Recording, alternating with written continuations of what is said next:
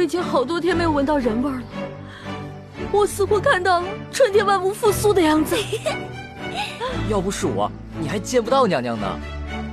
没有你，我自会跟上面请求批准，然后我自己雇一辆马车。没了你，我这一路上还能清静点儿。我不是做个顺水人情才带你过来的吗？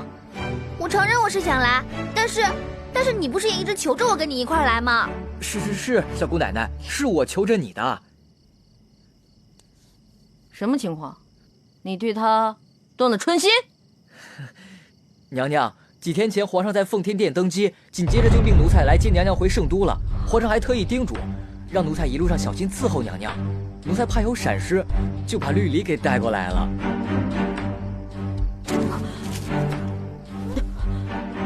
新皇登基？是呀，娘娘，谁都没有想到，先皇一夜之间就暴毙身亡了。奴婢足足哭了1个晚上呢。你说这人怎么就这么脆弱呀？这先皇怎么能说驾崩就驾崩了呢？先皇驾崩了？可不是嘛。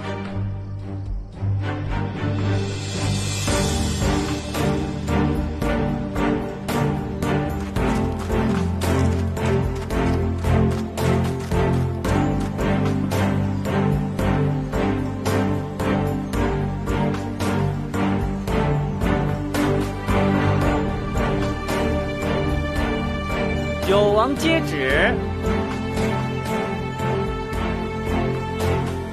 敢问公公，是接的谁的旨啊？当然是皇上的旨了。九王殿下，跪下领旨吧。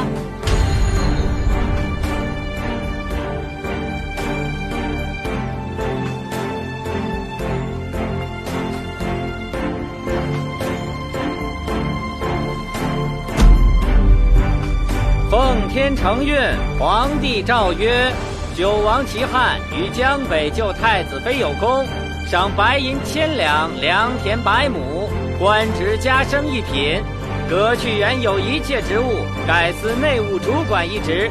即日起，九王府监禁解除，钦此。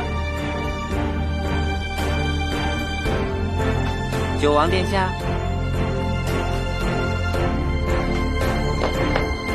那奴才就告退了。